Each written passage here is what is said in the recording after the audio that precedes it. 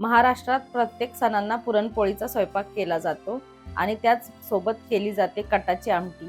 कारण पुरणपोळी केली तरच कटाची आमटी करता येते. आज आपण बनवणार आहोत आमच्या सातारी पद्धतीची झणझणीत कटाची आमटी. यालाच येळवणीची आमटी सुद्धा म्हटलं जातं. रेसिपी खूप सोपी आहे, त्यामुळे व्हिडिओ कुठेही स्किप न करता शेवटपर्यंत बघा. नमस्कार, ताईच्या किचनमध्ये आपले सर्वांचे खूप मनापासून स्वागत आहे. कटाच्या आमटीसाठी आपल्याला लागते ती येळवणी. येळवणी म्हणजेच पुरणपोळीसाठी आपण जी चणा डाळ शिजवतो ती डाळ शिजवलेलं पाणी. इथे आम्ही आज 1 किलोच्या पुरणपोळ्या केलेल्या आहेत, तर 1 किलो चणा डाळ शिजवलेल्या ही येळवणी घेतलेली आहे.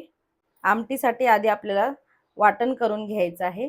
वाटणासाठी मी इथे घेतलेलं आहे अर्धी वाटी किसलेलं सुकं खोबरं, 2 चमचे पांढरे तीळ, 3 मध्यम आकाराचे कांदे उभे चिरून घेतलेले आहेत बारीक, 3 गड्ड्या इथे मी लसूण सोलून घेतलाय.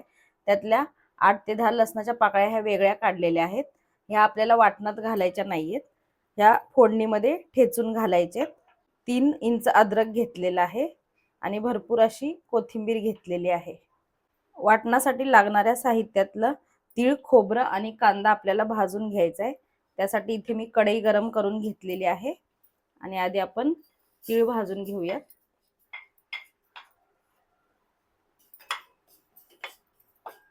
तीळ चांगले असे खमंग भाजून घ्यायचे. तीळ लगेच भाजले जातात, लगेचच हे असे चटचट उडायला लागलेले आहेत. यात आपण एका प्लेटमध्ये काढून घेऊयात. त्यानंतर घालायचे सुकं खोबरं. खोबरं आपल्याला मंद गॅसवर चांगलं सोनेरी रंगावर खरपूस असं भाजून घ्यायचंय. खोबरं चांगलं खरपूस असं भाजून झालेलं आहे, हे पण काढून घेते. आता आपल्याला कांदा भाजून घ्यायचा आहे. त्यासाठी थोडंसं तेल घ्यायचंय. 1 चमचाभर तेल घेतलेलं आहे मी कढईत.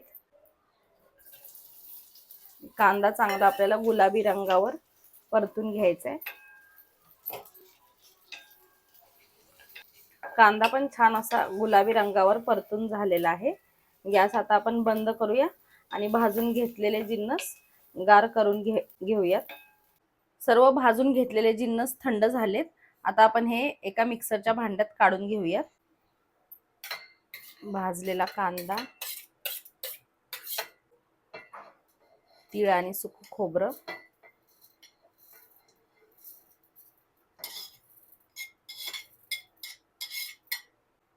कोथिंबीर, अद्रक, लसूण. आता याला थोडंसं पाणी घालून वाटण करून घेऊया. वाटण करून घेतलं. आता आपण आमटीला फोडणी देऊयात, म्हणजेच कटाची आमटी करूया. इथे मी एक मोठं पातेलं गरम करून घेतलेलं आहे. आमटी जास्त आहे म्हणून त्यात 6 टेबलस्पून इतकं तेल घालायचंय. तेल चांगलं तापलेलं आहे, कारण टोप मी आधीच गरम करून घेतलेला होता. त्यात घालायचंय 1 चमचा जिरं. जिरं चांगलं आपल्याला फुलू द्यायचंय. जिरं चांगलं फुललेलं आहे. यात हा ठेचून घेतलेला जो मी साईडला लसूण काढून ठेवला होता तो घालायचा आहे.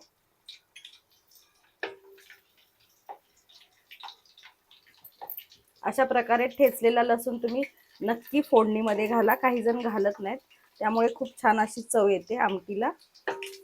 थोडासा असा लसूण परतून घ्यायचा आहे. गॅस मी कमी केलेला आहे आणि यात आपल्याला घालायचा आहे भरपूर कढीपत्ता. कढीपत्ता पण महत्त्वाचा जिन्नस आहे. कढीपत्ता चांगला परतून घेऊया. 3 ढाळ्या घेतलेल्या आहेत मी या कढीपत्त्याच्या. कढीपत्ता परतून घेतला की घालूया पावडर मसाले. अर्धा चमचा हळद, पाव चमचा हिंग, चमचाभर लाल तिखट आणि इथे मी आमचा अर्धी वाटी इतका घाटी मसाला घेतलेला आहे. 8 ते 9 चमचे हा मसाला आहे. तुम्ही तुमच्या आवडीनुसार कमी जास्त करू शकता. तेलावर असं लाल तिखट किंवा मसाले परतून घेतले की आमटीला छान अशी तर्री येते. तुम्ही तुमच्या ठेवणीतला कोणताही मसाला घालू शकता घाटी मसाल्याच्या ऐवजी. थोडासा मी इथे गरम मसाला घालते, अर्धा चमचा. मसाले तेलावर चांगले परतून घेतले की यात करून घेतलेलं वाटण घालायचं. गॅस कमी करून आपल्याला हे चांगलं 2 ते 3 मिनिटं परतून घ्यायचे. मसाले जळू नये म्हणून थोडंसं पाणी घालूया. आता हे आपल्याला मंद गॅसवर तेल सुटेपर्यंत परतून घ्यायचे. मसाले तेलावर चांगले असे परतून घेतलेले आहे. तुम्ही बघू शकता याला तेल सुटलेलं आहे. थोडीशी कोथिंबीर घालूया यात आणि मिक्स करून घेऊया. त्यामुळे कोथिंबीरीचा चांगला असा स्वाद उतरेल. आता गॅस मोठा करून आपल्याला ही येळवणी घालायची आहे.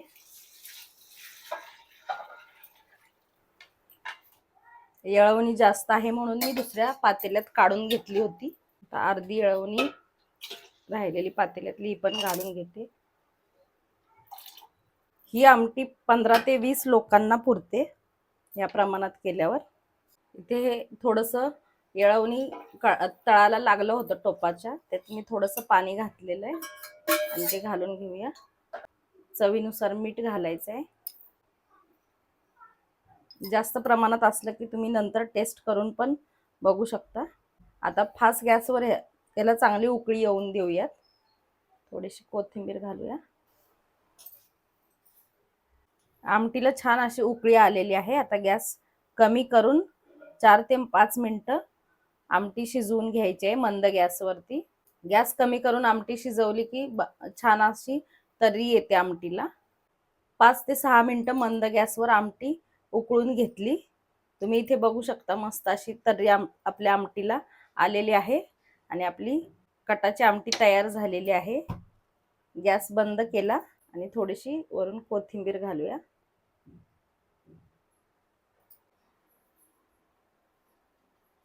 आमच्या सातारी भागात इतपत अशी पातळ आमटी केली जाते. तुम्हाला जर ह्यापेक्षा जास्त अशी घट्ट आमटी हवी असेल तर तुम्ही थोडासा यात पुरण ॲड करू शकता किंवा शिजवलेली डाळ पण मॅश करून घालू शकता. मला कटाच्या आमटी सोबत पुरणपोळी खायला खूप आवडते. तुम्हाला ही माझी रेसिपी कशी वाटली कमेंट करून सांगा. व्हिडिओ आवडली असेल तर लाईक करा. जास्तीत जास्त मित्रमंडळी आणि नातेवाईकांना शेअर करा. चॅनलवर नवीन असाल तर सबस्क्राईब करा आणि व्हिडिओला हाईप करा.